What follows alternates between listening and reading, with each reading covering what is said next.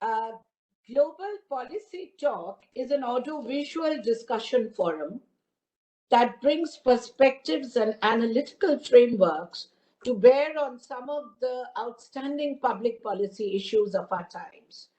The purpose is to expand the universe of possible alternatives and extend one's range of curiosity by bringing different viewpoints to the public policy discussion. Public policy researchers want to understand why policy decisions and their outcomes change, stay stable, vary from sector to sector, and differ in their consequences for the public.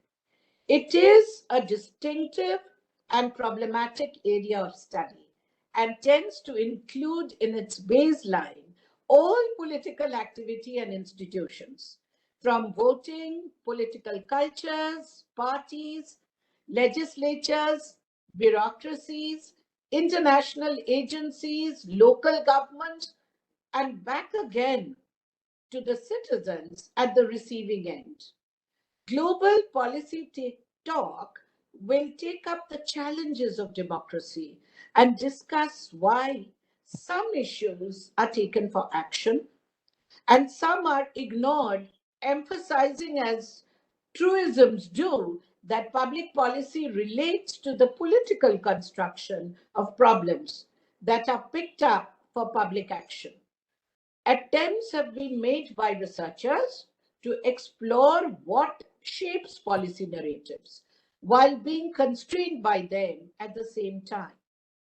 This was broadly the rationale for us in the Center for Public Policy and Governance, Institute of Social Sciences, New Delhi, India, to initiate the Global Policy Talk series from this year.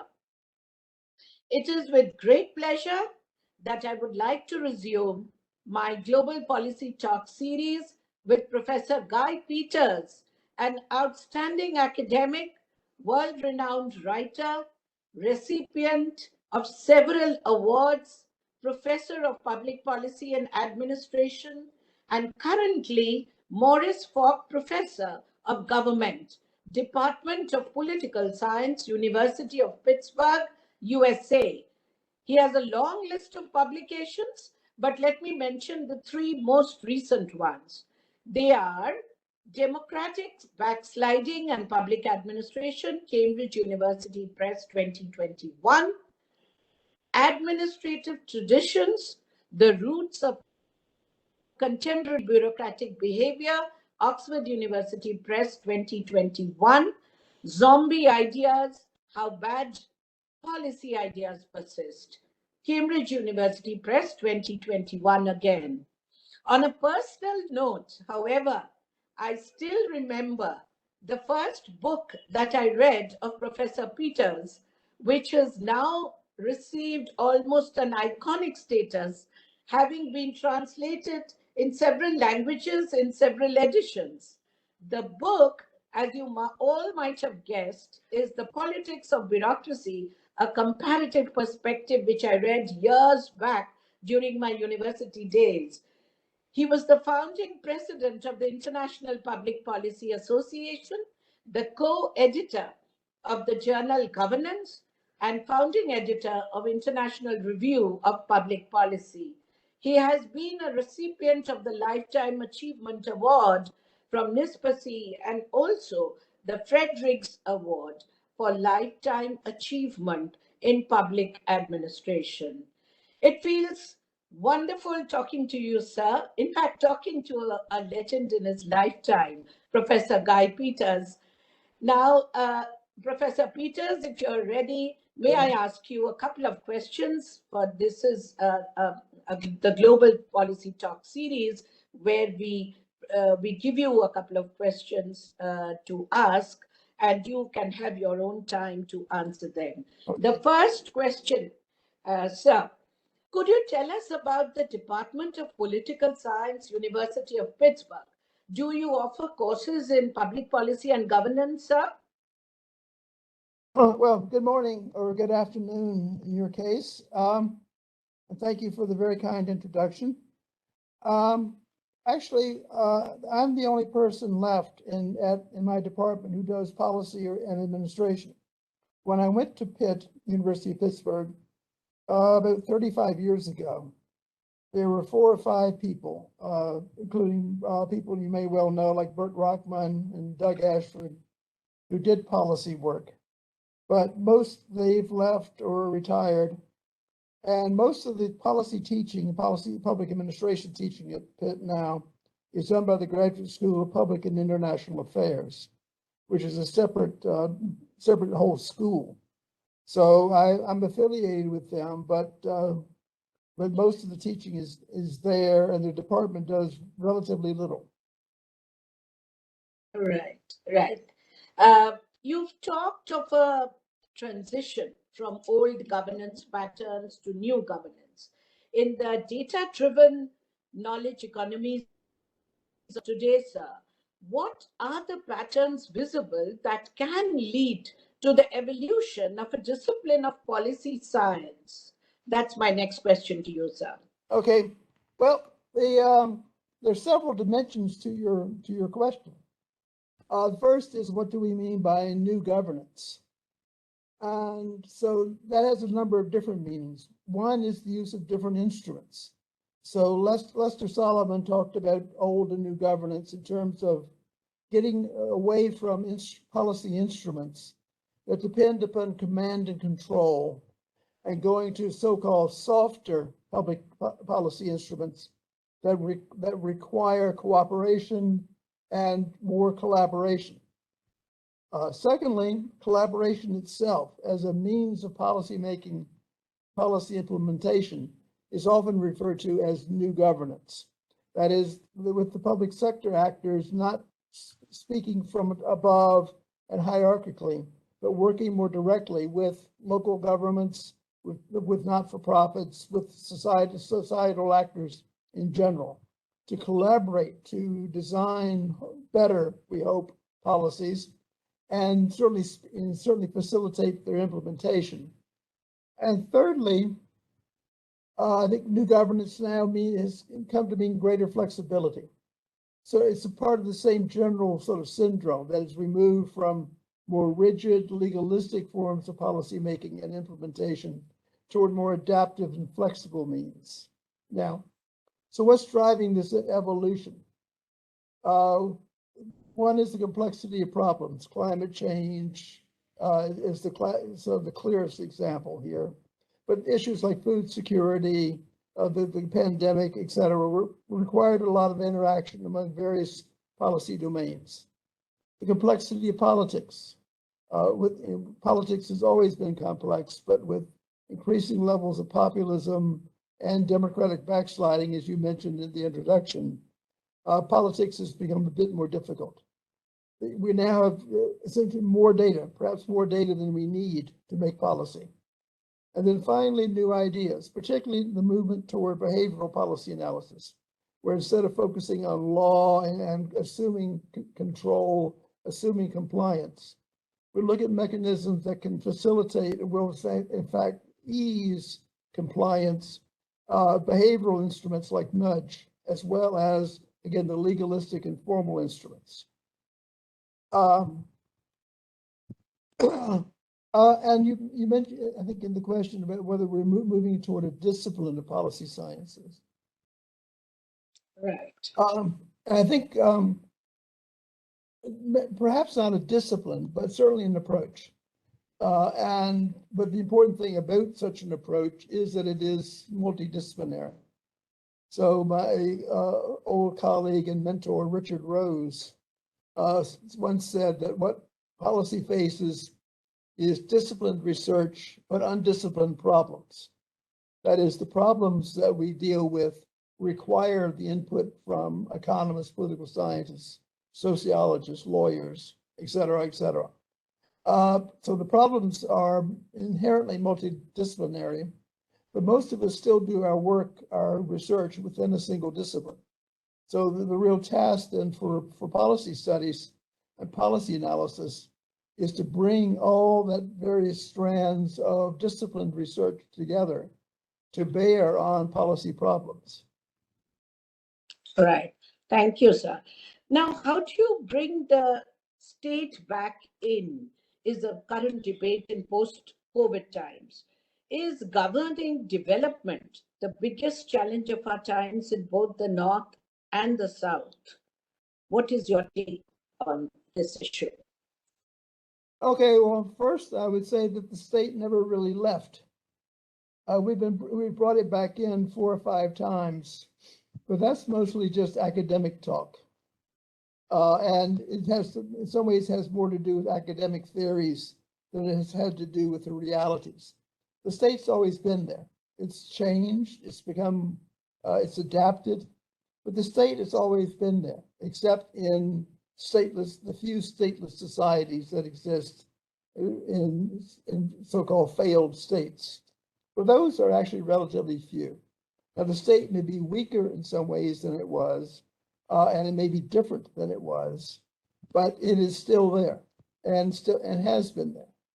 So the state then needs to become smarter, more agile, more resilient. And COVID pointed some of that out. I mean, I think if I use the U.S. example, we had been cutting back on public health, investment in public health for 10 to 15 years, assuming we didn't need it anymore, essentially that high-tech medicine could solve all our problems. But we found out that when the pandemic hit, we needed some old-fashioned public health methods like contact tracing to be able to really deal with the pandemic. But those people who had done the contact tracing had lost their jobs. So again, the state didn't leave. It's been downsized, but we need to think about it to make it more able to deal with emerging problems. Now, is the issue of development the greatest challenge? I think it is, provided I think you put the adjective in front of it of sustainable. So the classic from the United Nations Sustainable Development Goals. And so we need to think about development, not as perhaps in quite the same way as the model that occurred in what are now developed countries. The developed countries need to redevelop in some ways to deal with energy problems and other human crises. And the pattern for development for less developed countries then has to also undertake the sustainable path. Now, that seems to impose, and perhaps it does, a perhaps uneven burden on the currently less developed systems. But if states and societies are going to maintain themselves, the sustainability of the development, I think, is crucial. Sure. Sir, can there be a perfect policy design? I'm curious to know from you. There's a lot of talk about agile, anticipatory governance and so on, networked governance. Are they possible answers to handle implementation deficits, especially in the context of the developing world? What I would like you to comment on is there something like a perfect policy design? Okay, I would say that there is no perfect policy design, particularly if we look at it over time, so that we may have something that looks extremely promising today, but in a year, in 2 years, in 5 years, the world changes. And so we need to have the policies that can adapt to the changing environment within which they're being implemented. Now, and I think, and secondly, I think most policy making, or if you read the work, most work on policy design, it's written as if we're designing on a tabula rasa, if we're designing on a blank slate, and there's nothing else out there. But most policy making is really adapting existing policies to the current situations and changes, and changes in ideologies, changes in ideas, changes in resources. So one of the first books on policy that I wrote, along with Brian Hogwood, on policy dynamics, was making the argument that we need to understand policy change in terms of design, perhaps more than we needed to understand making policy on that blank slate. And this also involves then coordination, involves working together with existing programs, existing actors, existing government ideas to make programs adapt to that situation and hopefully adapt to the long run. So no design is perfect. And so then we need for agility. I like the term that two actually business scholars developed for dealing with business. They called it strategic agility. It's one French and one Finnish scholar who developed the term. And the idea of strategic agility is, as the name implies, first of all, there's a strategy. You know, you have long-term goals, you know where you want to be, and you have a basic strategy to get there. But at the same time, you have to be agile. You have to deal with changing circumstances. You have to deal with the nature of the changes in the environment that force you then to adapt the program. Right. So American, okay. Yes, sir. Yes, you're saying something. Yes. No, that's fine. Right. Sir, and these days, given the Sri Lankan experience, can governments go bankrupt? The issue of public debt is a serious one in both developed and developing countries. The Corona period saw the fragility of state systems and the need for some kind of welfareism. So, if we were to talk of a new welfareism, which welfare state model in the world would you recommend today? I say this because in the developing world, the need for a welfare state has never gone away. So now there's a renewed emphasis on building up a welfare architecture post-COVID in most parts of the developing world. So in that context, which is the welfare model, given there are so many models in different parts of the world, is there any particular welfare model which you would recommend? Again, given the first part of my question, that can governments go bankrupt? Okay. Now you're obviously referring to a book that I wrote a long time ago with Richard Rose called "Can Government Go Bankrupt?" And the answer, or the purpose of the book was not to talk so much about financial bankruptcy. The book is really more about a metaphor of bankruptcy. And the metaphor of bankruptcy was about legitimacy. That is, as well as having real money, the major resource that governments have is legitimacy. And can they become bankrupt in terms of their legitimate authority with people? And the answer, I think, there is yes. And we see that again with failed states, where the state has ceased to have much legitimate authority over its people. And so, I mean, the classic example probably I think everyone uses is Somaliland. But other states have encountered some of the same failures in having sufficient legitimate authority to be able to govern. But the bankruptcy of states is in fact more than a metaphor. So states can go virtually bankrupt economically. The example we used in that book a long time ago was Newfoundland in Canada. It's now a province of Canada.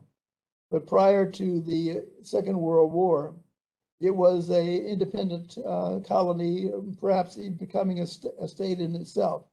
But it went bankrupt. And the solution for its bankruptcy was to join the Canadian Federation. So, and as you say, Sri Lanka today may be close to that sort of bankruptcy as well. So states can go bankrupt. if people outside the state or even within begin to refuse to accept the currency, if essentially the economy fails to function, then the state is in essence bankrupt. Now, with huge consequences, both for its people and in the international financial system, potentially. So then the second part of your question is, about the emerging welfare, about the welfare state and the need for some sort of emergent form of a welfare state, particularly for developing societies. Now, again, in COVID, as you rightly point out, I think it emphasized that need, that it showed rather clearly that many parts of the world, including some in the so-called developed world, did not have adequate social safety nets for the public and had to construct them relatively quickly. So the US is a very good example there, where things like the Paycheck Protection Program, which really became a guaranteed income, something that we hadn't really ever seriously thought about previously. So we de facto created a guaranteed income for people in the country. So again, COVID, the economic effects of the disease produced this movement toward a new welfarism, which I think you rightly called it. Now, but then the question becomes, what do we do now? How do we institutionalize those ideas and those programs that were successful in the short run in the United States and elsewhere? So I'm currently writing another book. That's the typical academic answer on what is called, entitled is the inclusive state. And the idea here is that the old welfare state, the model that most welfare states in the developed world are built on, and not just in Europe and North America, but Latin America as well. Latin America historically had some of the most well-developed welfare states early on in the early 20th century. Countries like Argentina and Uruguay had welfare states that were much better developed than most in Europe. Anyway, but most welfare state models are built upon work. So the assumption then that in the transfer of funds is across time, much more so than it is across people. So you pay into an insurance fund, you pay into a pension fund while you're working. And then many of the benefits accrue to you after you retire. Now, there are some more universalistic programs, like healthcare in most societies is universalistic. You get healthcare as a function of being a citizen or even a resident. But other programs like pensions and disability and unemployment are based upon being a part of the working population, not just a member of the society.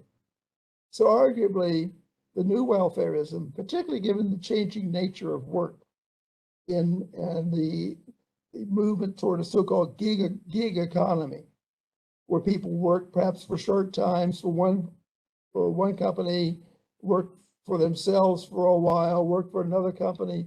They're moving back and forth much more so than historically, when people tended to work for change jobs very infrequently, to work for one company for most or all of their careers.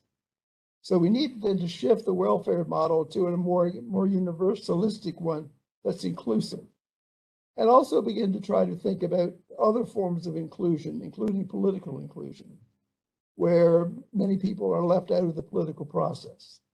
Deal with forms of disability, with forms of exclusion that aren't really discussed as much as others, like disability and homelessness.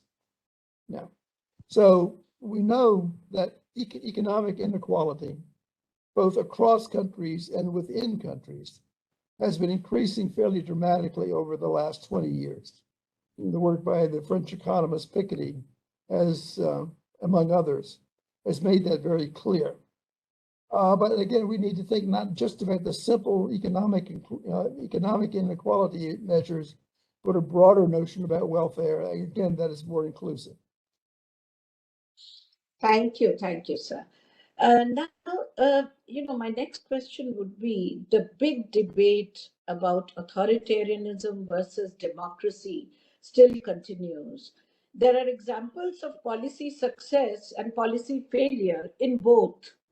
In debates over China and India, which we witness more so in our part of the world, which model of growth and development would you recommend for developing countries in the 21st century, and why, given policy failures and successes exist in both?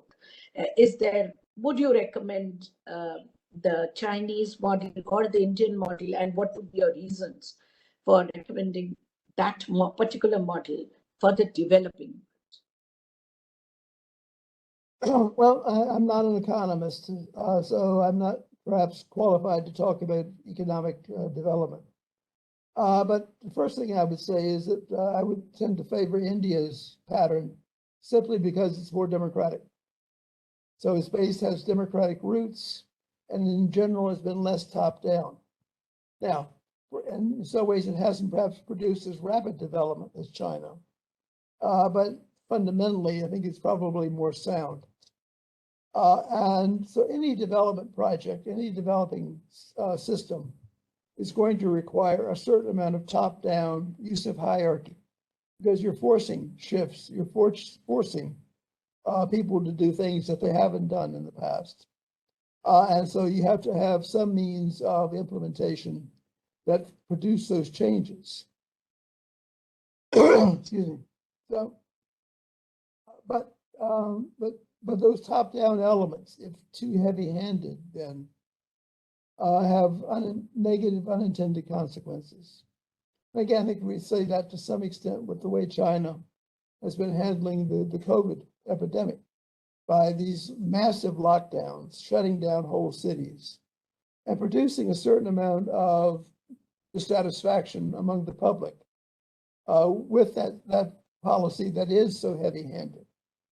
So again, and everything else being equal, the standard cop-out phrase, everything else being equal, I would prefer a more bottom-up, a less hierarchical, a more democratic approach to development, which is more characteristic of the Indian model than that of a more hierarchical model.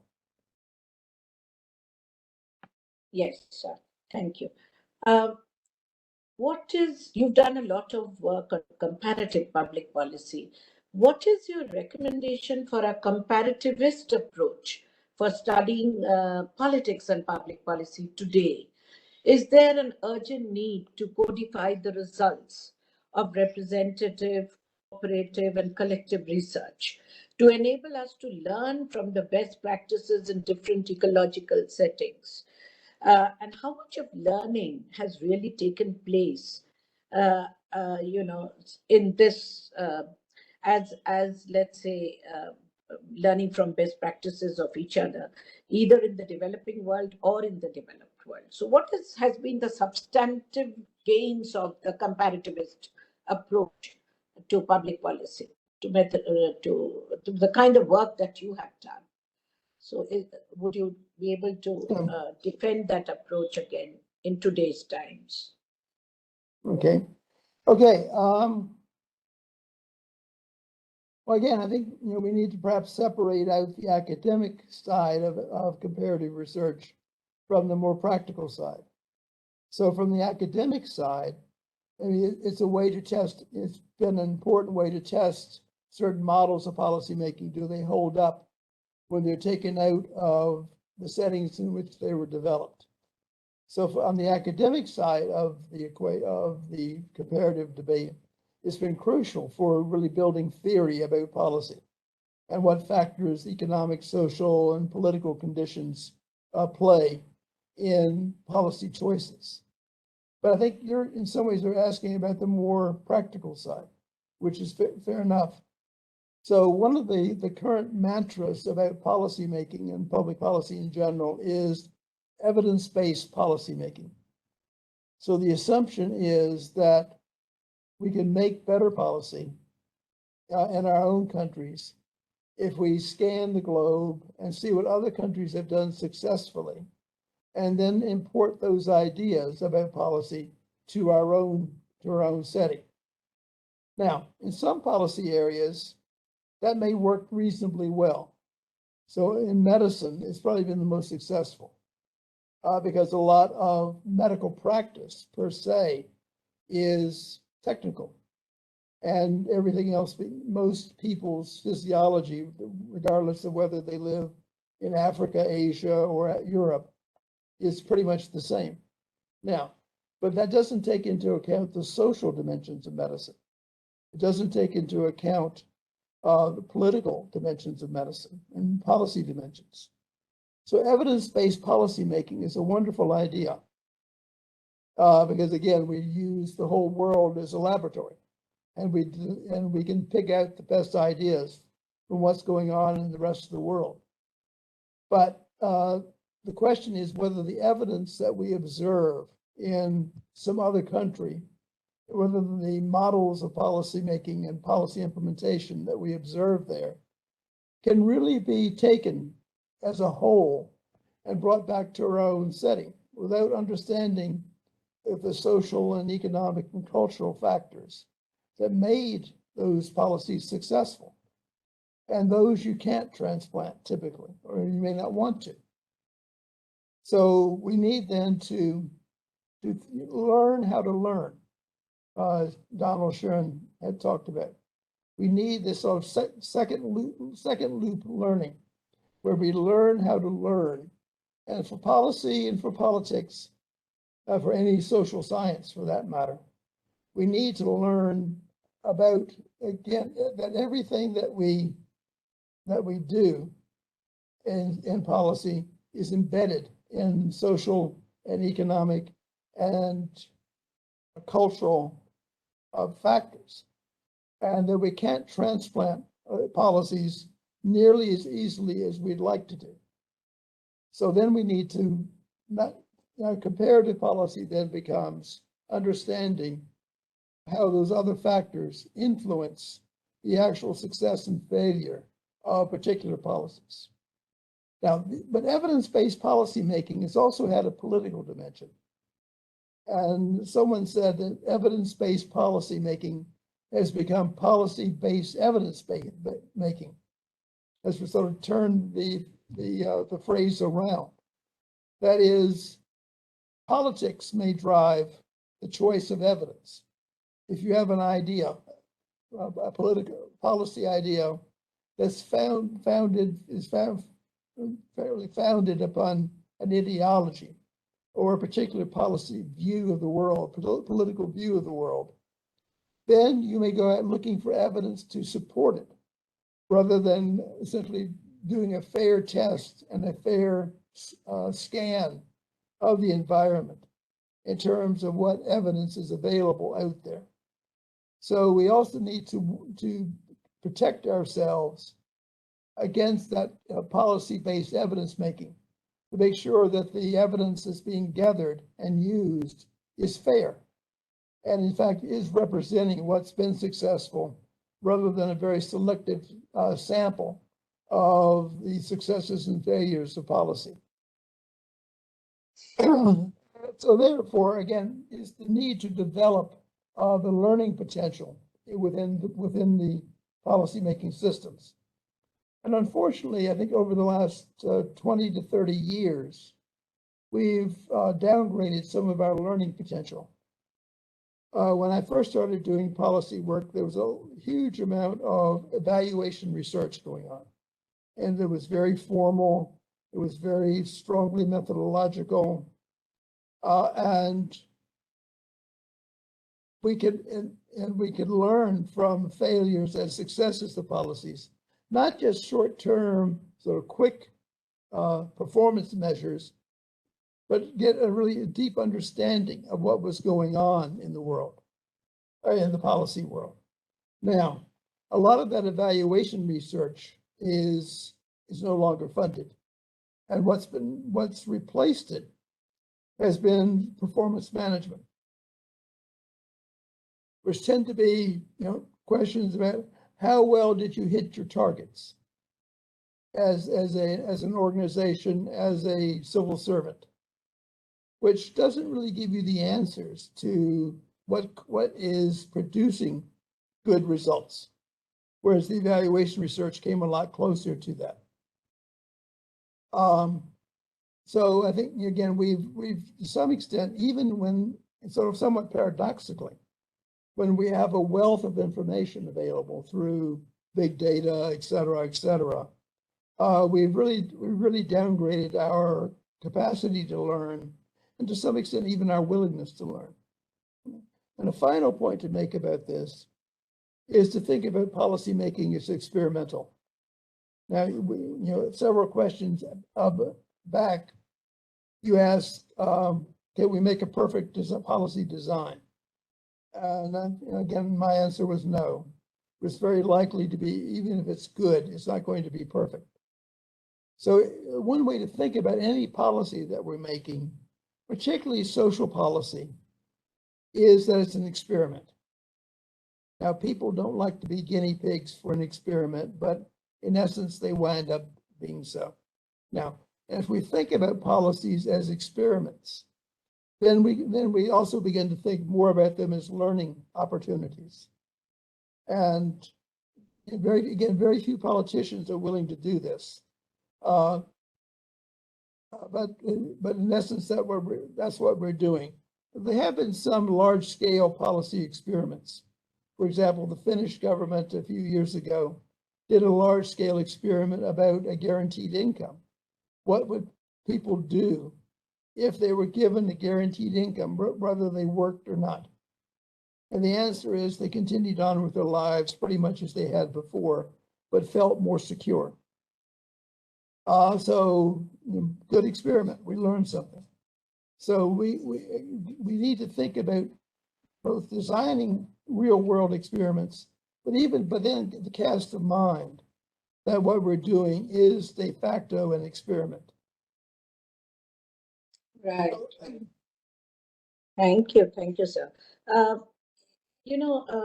I've been debating it at the fora because I do believe that the issue of inequality, real and perceived inequality, I would say, it is the biggest policy question of the 21st century. Do you agree with me on that? But are there other big questions of public policy and governance which you would like to prioritize in contemporary global politics as the big ethical issues of our times? Because I do believe the big questions of public policies are all questions of ethics in the long run. If you agree with me, sir, then what are the kind of ethical issues or the big policy questions which you would like to prioritize for the 21st century? Right. Well, I think certainly inequality is a huge question, an important question. But even bigger, perhaps, is climate change, because climate change is essentially existential. I mean, are we going to survive as a planet? So I think we have to deal with climate change, both in terms of mitigation and adaptation. So how do we slow down the process of change? And then secondly, how do we adapt to it? So in the US right now, there's a huge hurricane heading toward Florida.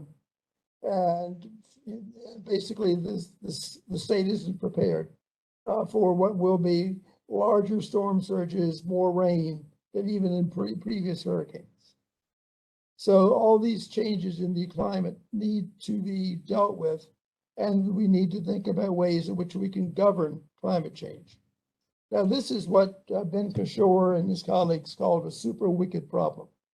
So it's like the old notion from Ritter and Weber about wicked problem, but it's super wicked because there's no governance mechanism. So many of the problems that we talk about, including inequality up to a point, we can govern within a single political system. And hopefully there's a single, essentially, community of people, of citizens who can make agreements among themselves. But climate change requires some sort of world governance, which is much more difficult to produce simply because there's no real sense of community among much of the world's population. So we all still think in national terms for climate change rather than thinking in more global terms. Okay. Second big problem, I would argue, is education. So that many of the other problems that we face, political and policy, can be ameliorated, if not solved, probably ameliorated by better levels of education. But again, we saw that the pandemic had a huge impact on levels of education, that almost all across the world, the educational performance of children dropped during the pandemic. So we fortunately had devices like Zoom and other electronic devices where a certain amount of education could still go on, but we saw that it simply wasn't the same as a classroom, being in the classroom with a teacher and other students. But fundamental to perhaps to solving all our other problems is education. And the third one probably is violence and finding ways to mitigate violence. Yes. Thank you, sir. As before I wind up my interview with you, it's been wonderful talking to you. I'd like to ask you one final question. What are your current research interests that you're currently engaged in, or what is it that you're working on currently? That would interest us and the audience to know. Besides, of course, the wonderful body of work that you've already done and which we are so proud of, because almost most of your books are available in India. Let me tell you this on a personal note. So, and we teach you, your books are taught in the universities and courses on public policy and governance, public policy administration. We teach your books. So we do have access to the kind of work that you're doing. But definitely, as a final roundup question, so what is it that you're working on currently? Right, thank you. Yeah, well, as I mentioned, I think a moment ago, I'm trying to finish up a book on the inclusive state. So there's a rough draft of that, and really trying to look at sort of the future of welfare state and welfare programs in a more inclusive manner. Okay, secondly, I've got 2 books in press now about patronage, about political appointments to public bureaucracies. But I'm beginning to do some more experimental work and on survey experiments on how citizens view patronage appointments and how people within government view patronage. So I've had this long-term interest in the politicization of the bureaucracy, and this is one more dimension of that. But I guess the final thing I would mention is I'm continuing to work on policy design, and I'm trying to beginning to write a book now on linking policy design and institutional design. And I'm working on that with my friend and colleague, Guillaume Fontaine in Ecuador. So that's a few other things going on, but those are the big ones. Wonderful, sir. It's been great talking to you.